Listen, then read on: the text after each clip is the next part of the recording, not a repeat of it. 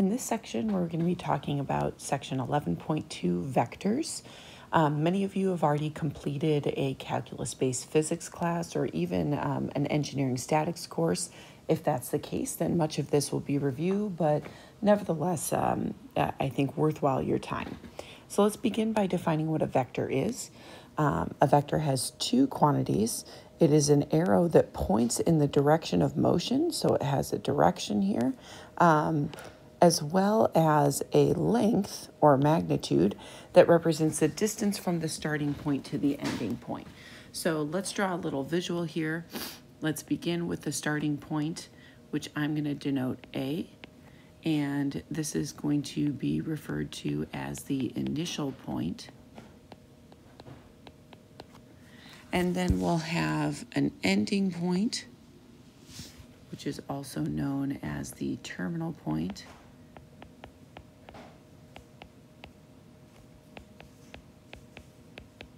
And then we want to indicate which way our vector is going. So we're going to put a little arrow here to indicate that we're moving from A to B. This vector could be denoted just by a letter V, and notice the little hat on top to indicate that it's a vector, or you could name it by its initial and terminal point, so vector AB. And then this distance here from A to B or B to A is going to be referred to as the length or magnitude of the vector. So we'll use those two words interchangeably when we talk about a distance from initial to terminal point. Similar to a vector, we have scalars, which are real numbers. So we have this length associated to it, but the difference between a scalar and a vector is that we do not have a specified direction. So we're going to focus on how to compare vectors, how to work with vectors, different operations on vectors during this section. First of all, we say that two vectors are equal or equivalent if they have the same length and direction. So I just want to specify here, we need both of these things to be equal in order to say that two vectors are equal. All right, so we have a remark here. The initial point of a vector can be moved to any convenient point by translation. So let's sketch a picture here to display what we mean here. So I'm going to sketch the Cartesian coordinate system, X, Y, and Z, and let's sketch some vector here, and we'll call it V. So here is a vector in 3 space. We are going to say that this vector is the same as the vector whose length and direction are the same, but whose initial point has been moved. So typically, we like to assume vectors are emanating from the origin. So instead of having this initial point over here, we're just going to move it to the origin and then keep that length and direction the same. So I'm going to try to keep it exactly the same. All right, and so we're going to consider these vectors equivalent. The only difference is we have moved it here, and so oftentimes we'll just assume that all vectors begin at the origin. The zero vector is kind of the most basic vector you can have. It's a vector with no length. So if you don't have any length, then really there's no direction either. So that's what we mean by the zero vector. We'll denote this zero vector by 0 with a vector hat over top. All right, so next we want to understand how we can add any two vectors.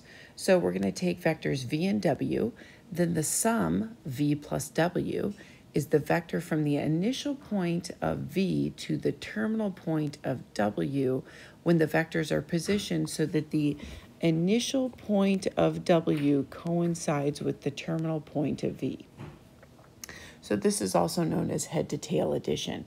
You'll notice here that what I have is vector v first and then vector w beginning from this initial point here. But you could have gone in the other direction. So you could have also taken w first and then added on vector v, and you'll notice that we get to the same place. So this would be W plus V. And so this brings us to our next remark here, that addition is commutative. Whether you add V plus W or W plus V, both algebraically but also geometrically, you're going to get the same thing. So this is known as the Parallelogram Rule.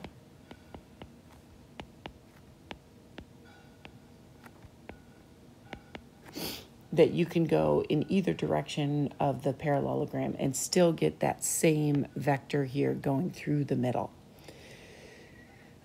One thing that I want to point out is when we're typing, vectors are in bold.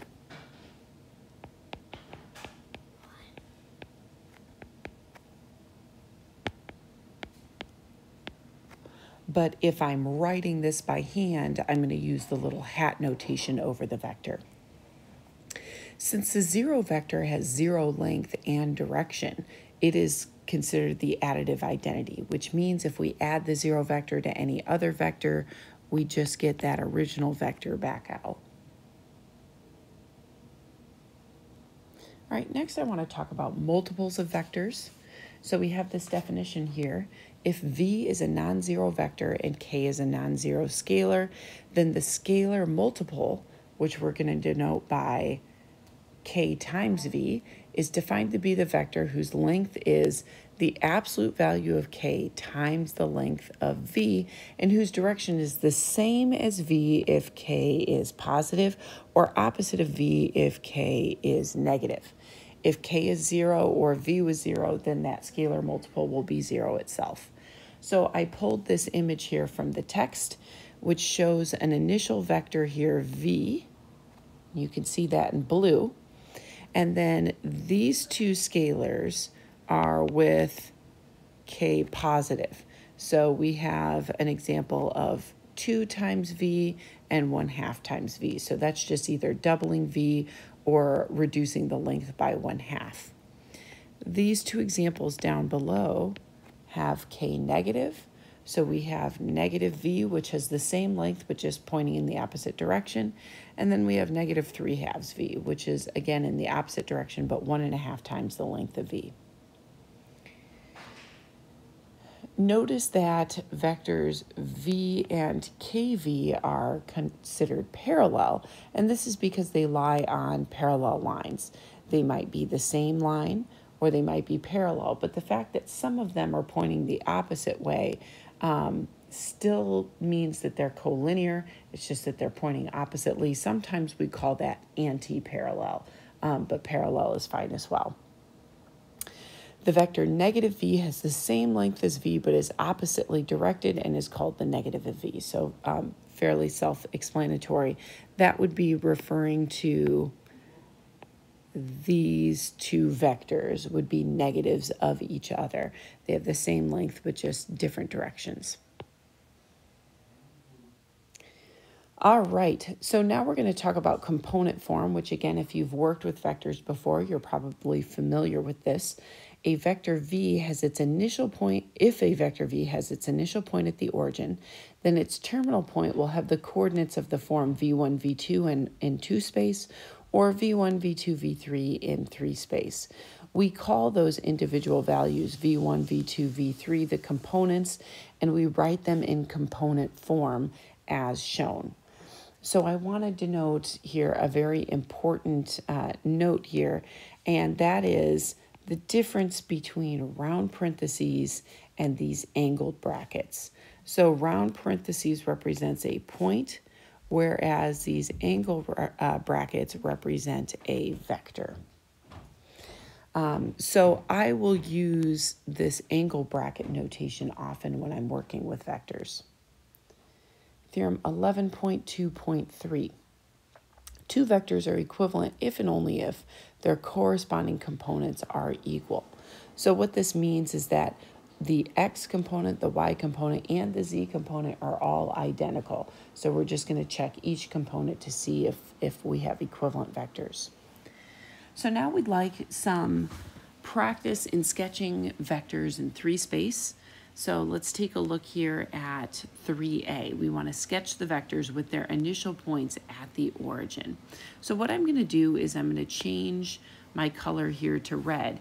And I'm going to draw some little guiding boxes so that you can see in 3 dimensions exactly where these vectors are pointing. So let's start here with A. I want to go out 1 in the x-axis. So here's 1 in the x. Then I want to go -2 in the y. So what I'm going to do is I'm going to go from the point 1 on the x, and I'm going to just ghost in a negative y-axis. So I'm going out to the left because that's the opposite direction of the y-axis. And I want to go out 1, 2. So I'm going to put a dot there. And then lastly, I want to go up 2 in the z. So let me draw this ghost z-axis, and I want to go 1, 2. All right, so to kind of help visualize this, I'm going to draw a 3-dimensional box here.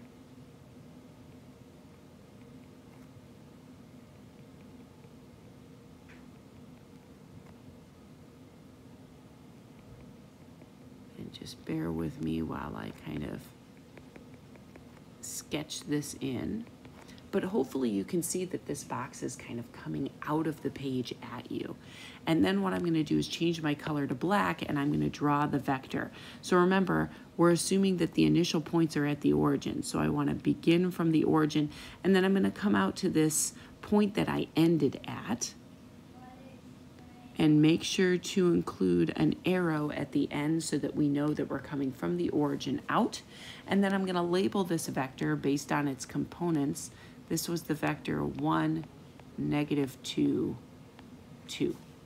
All right, so again, it's not absolutely required that you sketch this 3-dimensional box, but I think it helps guide the reader in really seeing where this vector is situated in 3 space. If you leave off the box, it's hard to tell if the vector's in the plane of the paper or if it's coming out or in, and so this indicates that it's coming out. Next, let's look at part B. So I'm going to switch back to red here so that we can sketch that box. I want to go out 2 in the x. So I'll come over here. Then I want to go 2 in the y. So I'm going to draw my ghost y-axis. I'm going to come out 1, 2. And then I want to go -1 in the z. So here's my negative z-axis, and here's my -1. So now let's go ahead and sketch the 3-dimensional box.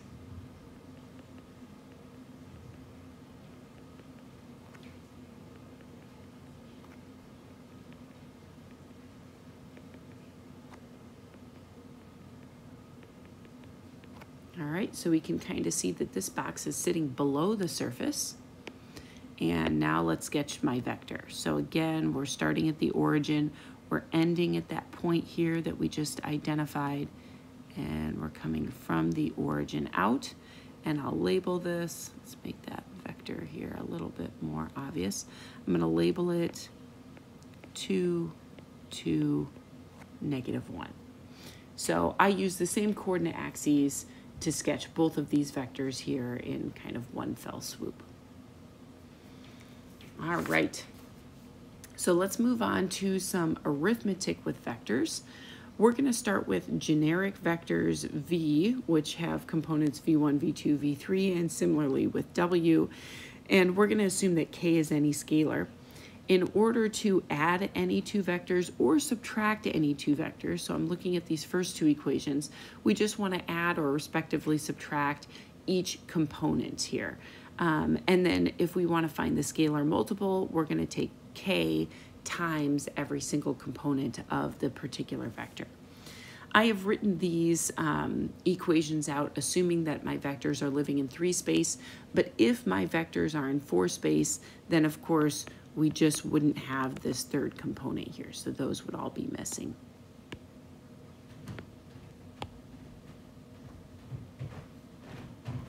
Our next theorem is going to tell us how to identify vectors in component form, assuming that we are moving from an initial point to a terminal point.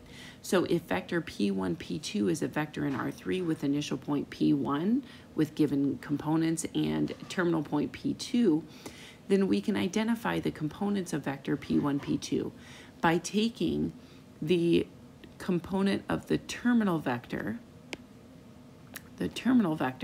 minus the initial vector in each individual component. Again, a similar result holds for vectors in R2. So let's go ahead and roll right into an example. Problem 7 from the text, part A. This is working in 2 space because our points only have 2 coordinates, and we want to find the components of the vector. So I want to find vector P1, P2. That means I want to take the component from P2 in the X component and subtract off the X component in P1. Similarly, in the Y's, I have 8 minus 5. And so my final answer here is -1, 3. And I'll box that in for my final answer. All right, part C is very similar, except for that now we're in 3 space rather than 2 space. So my vector P1, P2, I'm going to take the X component for P2 minus the X component for P1, and then same in the Y's. So 4 minus a -2 and 2 minus 1. And so my final answer here is going to be -3, 6, 1. All right. So again, the takeaway here is remembering that you're always taking the terminal point minus the initial point. Sometimes students get confused on that, but if you just think of a real life application, if you were driving in your car and trying to find the distance, you would take where you ended minus where you began to get that distance. So very similar here in vectors. All right, so using this theorem, what we would like to do is identify an initial point of a given vector knowing its terminal point. So we have the vector -3, 1, 2, and we know its terminal point. How can we recover that initial point?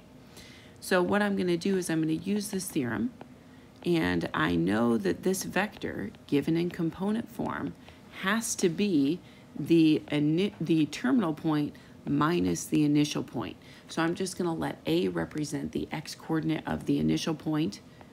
I'm going to let B represent the Y coordinate of the initial point, and then similarly C will be the Z coordinate of the initial point. And so what I have is a system of equations. I know that -3 has to equal 5 minus A. So A is going to equal 8. And then similarly for B and C. So my initial point here is going to be 8. B is going to be -1. And C is going to be -3, just by solving those 3 equations. All right, so to round out page 3 here, we have a theorem that is just going to give us a lot of properties of vector addition and scalar multiplication. So we already discussed relationship 1, which says that vector addition is commutative. Number 2 just shows that vector addition is associative. So the order in which you carry out the addition doesn't matter. We also discussed relationship 3, which says that the 0 vector is the additive identity. So if you add the 0 vector to any vector, you just get that vector back out. 4 here is saying that the negative vector or the opposite vector is the additive inverse. So if you add u to its negative, you're going to get the 0 vector back out. Relationship 5 is saying that if you are multiplying by 2 scalars, you can either multiply by one of the scalars on the vector and then scale it a second time, or you can multiply the 2 scalars together and then scale the entire vector by that scalar quantity. 6 is saying that scalar multiplication distributes. So you can either add your vectors u and v first and then scale it, or you can scale each vector and then add it together. Similarly, you can distribute vectors across scalar sums. And lastly, 1 is the scalar identity. So if you scale a unit by, a vector by 1, it's not going to change that vector. right, moving forward, we'd like to identify the distance of a vector if we just have it in component form. So instead of being able to get out a ruler and measure geometrically how long a vector is, if we only have its component form, how can we identify that? And all this is the distance formula.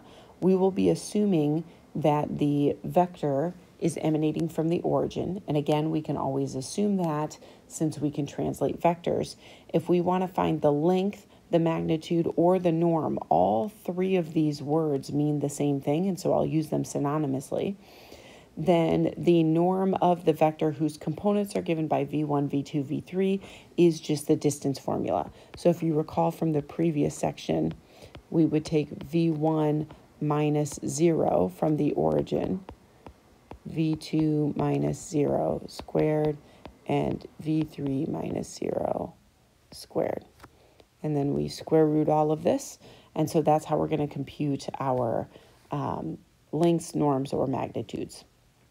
We have a similar definition in two-space. We would just drop that third component. If we can factor a scalar out of our vector to make our arithmetic a little bit easier, that'll save some time. What you need to remember here is that you're taking the absolute value of that scalar when you're computing a distance. We're never going to be considering negative distances. So even if you're factoring out a negative scalar, then you can compute the norm of that vector and multiply it by that absolute value. So let's look at an example here, 13c. The norm is always denoted by v with double bars around it. If you write a single bar, that doesn't make sense because that's to denote an absolute value, and that's only defined for scalars. So if you're talking about a distance of a vector, make sure you're denoting that with double bars.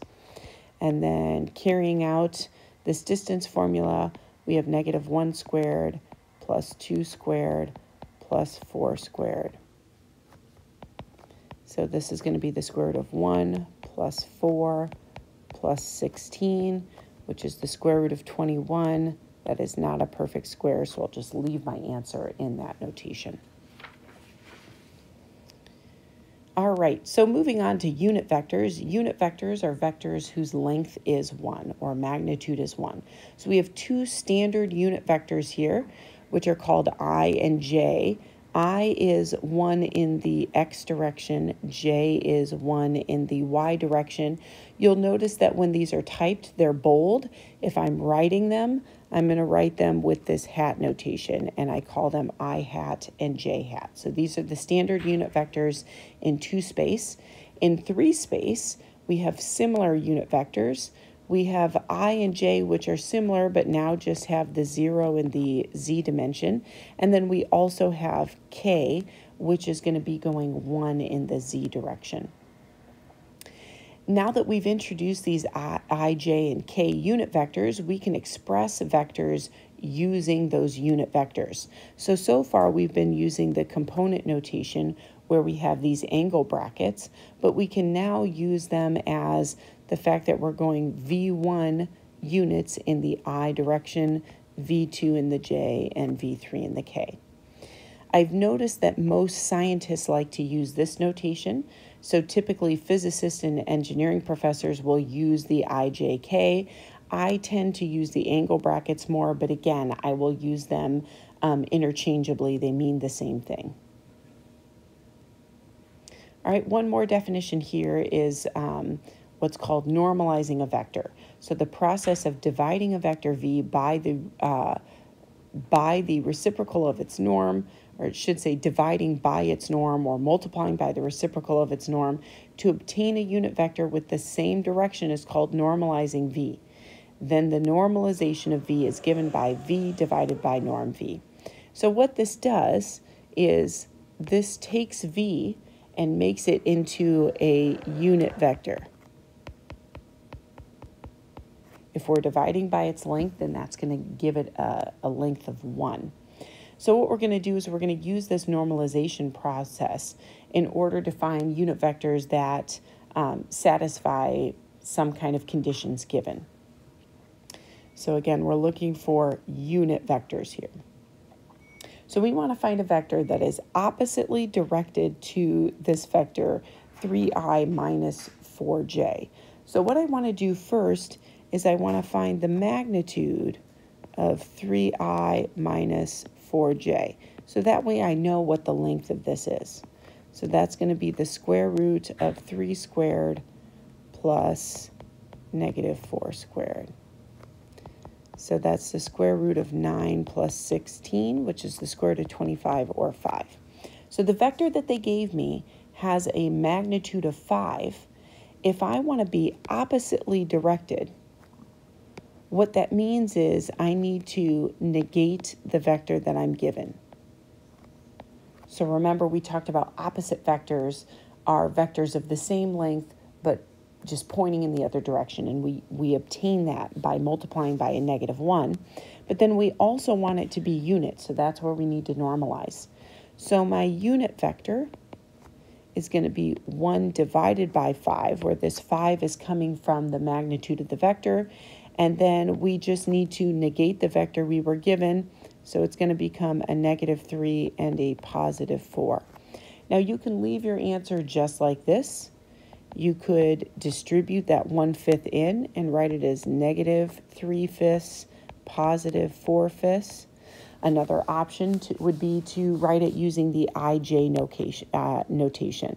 So this would be -3/5 I hat plus 4/5 j hat. So I've written it in 3 different ways. They're all equivalent, so you can pick your favorite way and stick with it when you're writing out solutions to homework problems.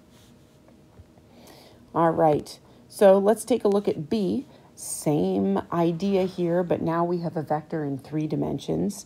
2i hat minus j hat minus 2k hat. So let's start by finding the magnitude of this vector. So this is going to be the square root of 4 plus 1 plus 4. So that's the square root of 9, or in other words, 3. So this vector has a magnitude of 3. We want it to be in the same direction. So contrary to what we did in part A, we do not need to negate this vector. We want to keep it in the same direction, but we want it to be unit, so we need to normalize it. So I'm going to divide by the magnitude and then just leave that vector exactly as it's written. So again, you can leave it just like this. You could distribute that scalar 1/3 in, or you could write it in the IJK notation, which would be 2/3 I hat minus 1/3 j hat minus 2/3 k hat. And that is our unit vector that is directed in the same direction as 2, -1, -2.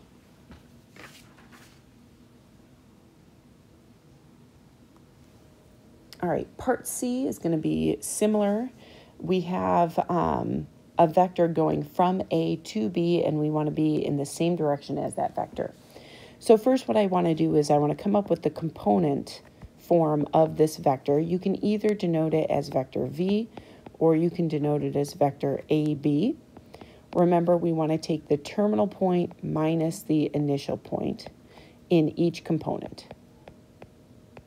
So once I do that, I get the vector components 4 and -3. Now what I would like to do is find the magnitude of that vector. So that's going to be the square root of 16 plus 9 is the square root of 25, or 5. And then remember, they said they want the same direction. So the unit vector in the same direction of V, I'm just going to scale it by its magnitude, which was 5. So 1/5 of 4 -3 can also be written as 4/5 I hat minus 3/5 j hat. And there is our desired unit vector. All right, the next problem, problem 24 from the text, is very similar to what we just did, but instead of always finding unit vectors, we want to find vectors of various lengths. So for 24A, we want the same direction as vector V, but we want 3 times the length of V. 3 times the length. That's just a scalar multiple. In this case, we do not need to normalize V because we don't need to find a unit vector. If we just want to find a vector 3 times the length of some other vector, all we need to do is scale it by 3. So we're going to take 3 times the vector v, 2i hat plus 3j hat. So again, you can either write this as a negative 6i hat plus 9j hat. You could also write it as 3 times the vector with the components negative 2, 3. You could also distribute that and write it as negative 6, 9. So these are 4 different ways to write the same vector here. All right, part B, we want length 2 and oppositely directed to the vector whose components are negative 3, 4, 1. So this is length 2. This differs from part A, where we wanted 3 times the length of a vector. And that's not the same as length 3.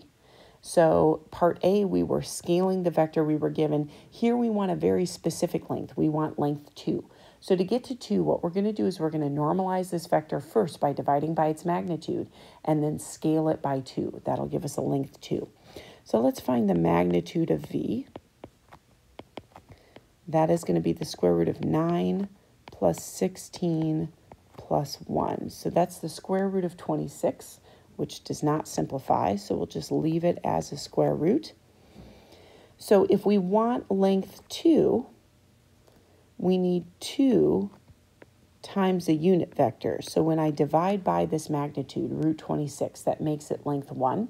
Then when I scale it by 2, that's going to make it length 2. And then we want it oppositely directed to v. So I'm going to negate each of the components. I get 3, negative 4, negative 1. And I'm just going to leave my answer right like this, with the understanding that, of course, we could distribute that scalar, and we could also write it in the IJK notation. All right, so to end these notes, what I would like to talk about is using trigonometry in order to work with vectors in 2 space.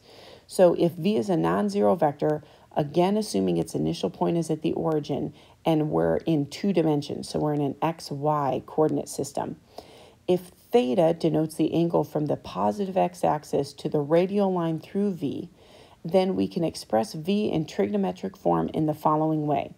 We're going to multiply by the magnitude of v, but then to determine where v is positioned, we're going to use the fact that the x component would be denoted by cosine of theta, and the y component is denoted by sine of theta. And again, we've written this both in the component notation, but also the IJ notation. So let's use this trigonometric notation in order to solve the next problem. 28 from the text, find the component form of v plus w, given that v and w are unit vectors. This is an important piece of information, that they're unit vectors. So first, let me just geometrically identify what v plus w would look like. We already have v and w in this head-to-tail notation, so we just connect the initial point of v to the terminal point of w, and this vector here would be v plus w. So we can see geometrically what this should look like. Now let's come up with the component forms of v and w so that we can add them together. W is going to be the easier one, because this is actually one of the standard unit vectors. You'll notice that w is horizontal and is pointing in the positive x direction. So this is just the I hat vector. In component form, we write this as 0, 1. V is not going to be quite so simple because it's off to an angle. Now we know that v is unit, so it's equal to 1. And so looking up top here, where I just starred, v is going to be 1 times cosine of the angle that this vector makes with the x-axis, which is 120 degrees, and then the y component is sine of 120 degrees. All right, and so if you're like me, you think in terms of radians rather than degrees. This is cosine of 2 pi thirds and sine of 2 pi thirds. And so this is negative 1/2 in the x direction and root 3 over 2 in the y direction. All right, and that looks reasonable based on our picture, right? That v is going in the negative x direction. So finally, I want to find the vector sum v plus w. Remember, to find vector sums, you're just going to add them in each component. So we have 1 minus 1/2 and 0 plus root 3 over 2. And so I'm going to write my final answer as 1/2 and root 3 over 2. Again, keeping in mind that if you like the ij notation, you can also just write this as 1/2 I hat plus root 3 over 2 j hat. All right, we have one last example to finish these notes, but first a definition.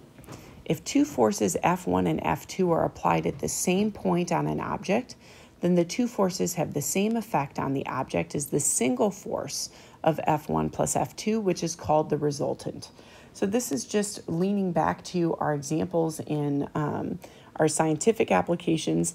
Again, many of you have taken a statics course, so you've seen this before, that instead of having multiple forces act on an object, we can combine those forces to a single force, and we call that force the resultant. So let's take a look at 46 here. Find the magnitude of the resultant force and the angle that it makes with the positive x-axis. So we're looking for two things here, both the magnitude and the angle. So for this problem, we are just given a diagram here with the forces. You'll notice that we have the magnitudes of the forces, but we also have the angles that these forces make with the x-axis. So I'm going to arbitrarily label these forces as F1 and F2, but your F1 might be my F2, or you can call them V1 and V2, whatever you want to call them. So using that trigonometric expression here, we're going to write F1 as its magnitude 2 times cosine of 50 degrees and sine of 50 degrees. Now, 50 degrees is not an angle that I expect you to know the sine and cosine values of. This is an example where you need a calculator. If it comes to a quiz or an exam, I would expect you to just leave your answer in terms of cosines and sines of 50. When you're working on homework, if problems like this come up, it is fine to use a calculator, but understand that calculators are not allowed on quizzes and exams, so I just wouldn't give you this kind of an angle. Similarly, let's write out the component form for F2. That is going to be 4 times cosine of, remember, we always want the angle it makes with the positive x-axis. This is a downward angle, so we're going to call it a negative 27 degrees. And same for the y component. All right. So first things first, we want to find the magnitude of the resultant force. So first, let's just find the resultant force. That is F1 plus F2. Oops. So I just want to combine these. So this is going to be 2 cosine of 50 degrees plus 4 cosine of negative 27 degrees. And then similarly for the y component, I have 2 sine of 50 degrees plus 4 sine of negative 27 degrees. Now, as far as a resultant is concerned, this is perfectly fine. However, I'm going to go ahead and utilize a calculator to get out a decimal equivalent in the x and y components. So this comes out to approximately 4.85 in the I hat and negative 0.28 in the j hat. So this is my resultant force. To find the magnitude, again, I'm just utilizing that distance formula. This is going to be the square root of 4.85 squared plus negative 0.28 squared. So again, absolutely use a calculator here. I am not expecting you to do this by hand. And this comes out to 0.486, and what was my label here? Pounds. 4.86 pounds is the combined force here. And then finally, the last thing we want to find is the angle this resultant force makes with the positive x-axis. So it's not necessary, but if you wanted, you could sketch what this force looks like. We want to go 4.85 in the x direction, and then we want to go a negative 0.28 in the y. So it's looking something like this, right? This is our resultant vector. And so we want to find this angle here, theta. So what we can identify is that it's going to be a negative angle since it's below the x-axis. And then what we're going to use is we're just going to use trigonometry, right, to find this angle. So we know that this distance is the 4.85 across. This distance up and down is the negative 2.8. And so we're just going to use tangent here. Tangent of this angle is opposite over adjacent. And so the angle we're looking for is going to be tangent inverse of negative 0.28 over 4.85. Because this problem was written in degrees, make sure that your calculator is in degree mode rather than radian mode. And the output here is about negative 3.3 degrees, which seems reasonable when you look at our picture that it was just below the surface here. So this concludes our notes on section 11.2, vectors, and we're going to continue working with vectors here for the subsequent sections and identify how to do calculus with those.